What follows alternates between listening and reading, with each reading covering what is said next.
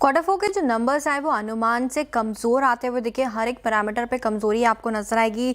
मुनाफे में करीबन 20% की बढ़त है रिपोर्टेड नंबर पर, लेकिन रेवेन्यू में 30% का अनुमान था ग्रोथ का, उसके मुकाबले मात्र 24% की ग्रोथ यहाँ पर आती हुई दिखी। मार्जिन 18% से सुधरकर 18.3% तो आ गए, लेकिन अनुमान करीबन 19% के आसपास का था।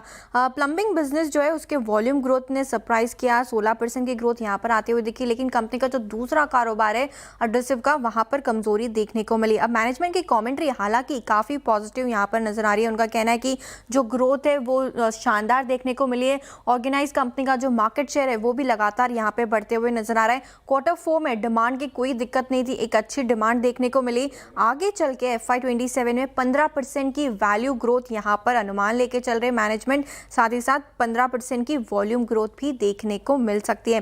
प्राइस हाइक जो कंपनी ने लिया है वो इजीली मार्केट में पास ऑन कर चुकी है कंपनी, तो उसका एक बेनिफिट भी आपको आगे चल के नजर आएगा। पॉलीमर के प्राइसेस और भी आगे चल के जो है वो बढ़ते हुए नजर आएंगे। ब्रोकरेजेस का मानना है कि CLSA की बात करें तो होल्ड की रेटिंग है करीबन 1475 का लक्ष्य देते हुए दिखे। उनका मानना है कि एबिटा का जो नंबर आया है वो उनके अनुमान के मुताबिक आते हुए दिखा है, लेकिन फॉरेक्स लागत बढ़ने और टैक्स से मुनाफा जो है वो घटते हुए यहाँ पर दिखा है। क्वार्टर फोर में वॉल्यूम पाइप का जो वॉल्यूम ग्रोथ है वो 24% है। मार्केट शेयर बढ़ने के संकेत यहाँ पे नजर आ रहे हैं।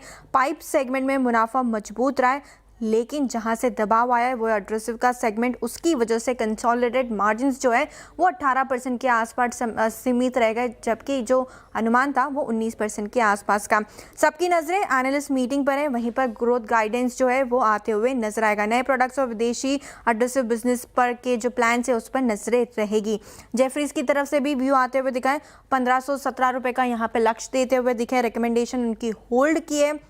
उनका कहना है कि प्लम्बिंग वॉल्यूम ग्रोथ तो काफ़ी स्ट्रॉन्ग है 24% की, लेकिन एडहेसिव के मार्जिन्स में शार्प कमजोरी देखने को मिली है। उसी की वजह से इस क्वार्टर के मार्जिन्स पर, कंसोलिडेटेड मार्जिन्स पर इम्पैक्ट आते हुए दिखा है। तो अनुमान से कमजोर मार्जिन्स और रेवेन्यू ग्रोथ, उसकी वजह से आज डेंट स्टॉक पर।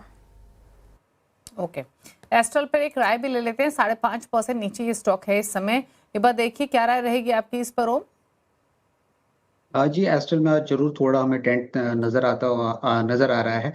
बट फिलहाल के लिए काफ़ी इम्पोर्ट सपोर्ट है 1420-1430 के आसपास। तो मुझे लगता है कि इस लेवल पे अगर आज से कल में अगर ऐसे दिखाता है तो ज़रूर यहाँ पे एक्यूमुलेशन पे जोन पे ज़रूर जाना चाहिए। तो बाय ऑन डिप की स्ट्रैटेजी रहेगी। अनलेस एंड अनटिल ये 1390 के नीचे नहीं फिसलता है तो शॉर्ट टर्म एक छोटे दर के लिए ट्रेडिंग आइडिया इसमें ज़रूर इनिशिएट करना बन सकता है on the higher side. But हाँ, कल के तक के लिए ज़रूर वेट करें।